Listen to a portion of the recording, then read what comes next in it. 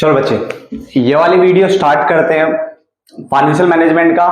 ठीक है, जो इंपॉर्टेंट टॉपिक्स की जो लगातार वीडियोस बन रही है उनमें से एक वीडियो बेटा ये भी है जो कि आपका है ऑपरेटिंग साइकिल के ऊपर, कि अगर पेपर में ऑपरेटिंग साइकिल के ऊपर शॉर्ट नोट लिखने को आता है या उससे रिलेटेड क्वेश्चन आता है तो आप इजीली उसको अटेंड कर सको, इसलिए मैं ये वीडियो बना रहा हूं। काफी छोटी सी वीडियो है, कुछ खास नहीं है। यहाँ पे तो सिर्फ एक सर्कल बनाया है मैंने, एक साइकिल बनाई है और यहाँ पे थोड़ा थ्योरी लिखी है आपके लिए ताकि आप कुछ लिख सको।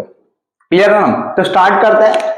ऑपरेटिंग साइकिल है क्या? तो उसने बोला इन अ ट्रेडिंग कंसर्न, यानी जो ट्रेडिंग वाली जो यूनिट होती है, यानी एक ऐसा बिजनेस जो सिर्फ ट्रेडिंग एक्टिविटीज करता है।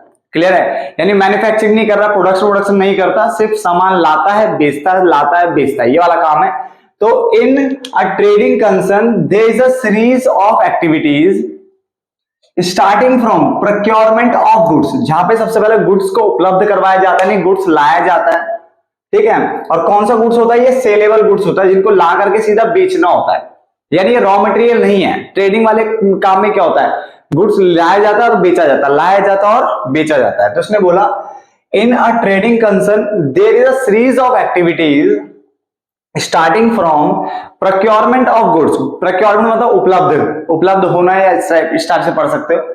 तो सबसे पहले गुड्स को आप एक जगह लेके आओगे, उपलब्ध करोगे, एंड ये एंडिंग विद कहां पे खत्म होता है? Realisation of sales revenue. और जब ये बिक जाता है वहां पे इसका एंड हो जाता है, मतलब जो सेल्स रिवेन्यू है वो आपका रियलाइज हो जाता है, मतलब पैसा वापस आ जाता है। जैसे मान के चलो 1000 रुपए की आइटम है, जब मैंने उसको बेचा तो सेल हो गया, सेल के बाद उसका रियलाइजेशन हो जाना चाहिए। रियलाइजेशन मतलब हो गया पैसा आ जाना चाहिए। तो ट्रेडिंग में क्या बोला उसने? In a trading concern there is a series of activities. आपको काफी सारी एक्टिविटीज यहाँ पे देखने को मिलती है जो कि स्टार्ट होती है प्रोक्योरमेंट ऑफ गुड्स, यानी जो सेलेबल गुड्स है उनको पहले प्रोक्योर करते हैं, और वो एंड होती है रियलाइजेशन ऑफ सेल्स रिवेन्यू, यानी जब सेल्स रिवेन्यू रियलाइज हो जाता है, निकल के आ जाता है, वहां तक ही चलता है। ऐसे similarly in a manufacturing concern, अब जो मैन्युफैक्चरिंग यूनिट है उसमें दिस सीरीज स्टार्ट फ्रॉम, ये सीरीज कहां से स्टार्ट हो रही है? Procurement of raw material. बेटा यहाँ पे वर्ड लगा हुआ रॉ मटेरियल, वहां पे लगा था सिर्फ गुड्स, वही कौन सा गुड्स? Saleable goods. तो यहाँ पे क्या लिखा है? रॉ मटेरियल, यानी रॉ मटेरियल को सबसे पहले उपलब्ध करवाया जाता है, रॉ मटेरियल को सबसे पहले उपलब्ध कराया जाता है, और उसके बाद ने बोला एंडिंग विद, ये खत्म होता है सेल्स रियलाइजेशन से। ठीक है, ऑफ फिनिश गुड, यानी फिनिश गुड को यहाँ पे बेचा जाएगा और वहां से पैसा लाया जाएगा, वहां पे जाके खत्म होता है। यानी बच्चों को लग रहा होगा सेम है, बट सेम नहीं है। ध्यान से देखो तो यहाँ पे जो प्रोक्योरमेंट ऑफ गुड्स है वो सेलेबल गुड्स है, यहाँ पे जो प्रोक्योरमेंट है वो रॉ मटेरियल का है। सबसे रॉ मटेरियल आएगा, वो वर्किंग प्रोग्रेस में जाएगा, वर्किंग प्रोग्रेस के बाद वो फिनिश गुड होगा, फिनिश गुड के बाद वो बिकेगा, कुछ कैश में बिकेगा, कुछ क्रेडिट में बिकेगा। तो बहुत तरह की एक्टिविटीज यहाँ पे देखने को मिलती है। लिखा भी है after going through the different stages of production, यानी प्रोडक्शन काफी सारे स्टेजेस से होकर के गुजरेगा।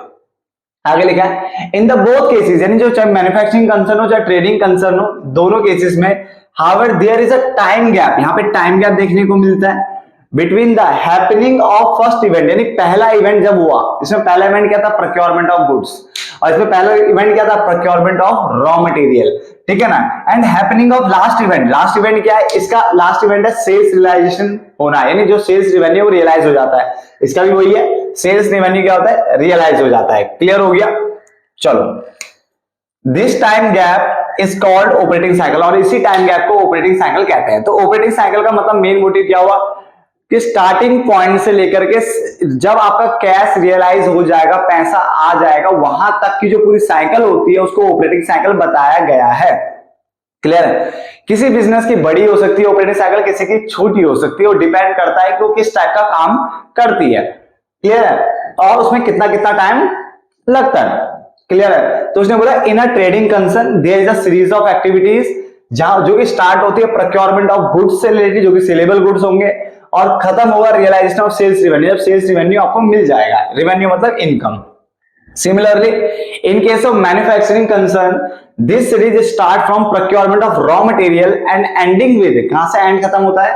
Sales realisation of finish good, यानी फिनिश गुड जब बिक करके पैसा निकाल लेगा। After going through different stages of production, ये प्रोडक्शन काफी स्टेजेस होके गुजरेगा।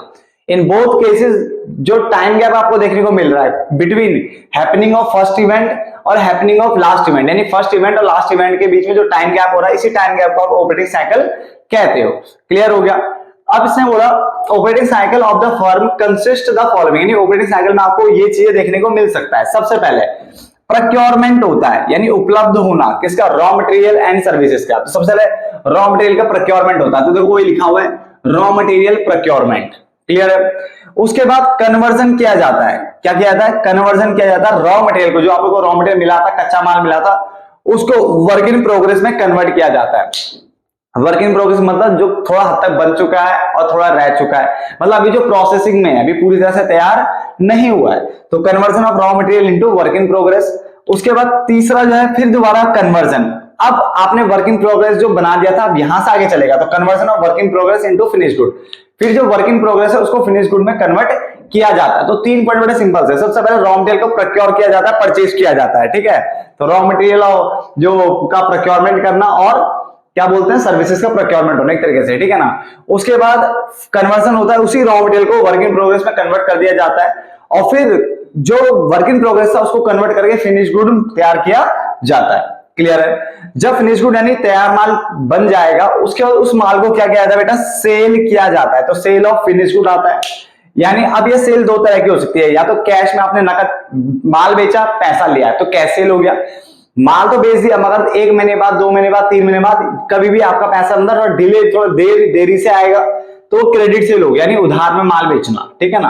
तो कैश सेल हो सकता है, क्रेडिट सेल हो सकता है। और लास्ट जो अगर कैश सेल होगा तो तुरंत पैसा आ जाएगा, बट अगर क्रेडिट सेल हुआ तो फिर थोड़ा टाइम लगेगा, तो हम उसको बोलते हैं कन्वर्जन ऑफ रिसीवेबल, यानी जो आपके जो डेटर थे, जो रिसीवेबल थे, जो बिल्स थे, उसको भी आप फिर किस में कन्वर्ट कर दोगे, कैश में कन्वर्ट कर लोगे। यानी जो आपको जो कैश में माल बेचा होगा वो तो तुरंत पैसा आ गया, और जो उधार में माल बेचा उसका पैसा आना बाकी है, तो वो जो उधार में बेचा यानी जो रिसीवेबल है उसको हम क्या बोलते हैं, रिसीवेबल, डेटर्स, बिल रिसीवेबल। तो जो आपके रिसीवेबल है उसको फिर आपको लास्ट में क्या, उनको भी कैश में कन्वर्ट कर देना, मतलब कि वो भी, उनसे भी पैसा आ चुका है, ठीक है, उनसे भी पैसा आ चुका है। तो सबसे पहले यहां से स्टार्ट हुआ, ये आपकी ऑपरेटिंग साइकिल होगी। सबसे पहले रॉ मटेरियल प्रोक्योरमेंट हुआ, वो उसको कन्वर्ट किया आपने वर्क इन प्रोग्रेस में, तो वही लिखा हुआ है conversion of raw material into work in progress.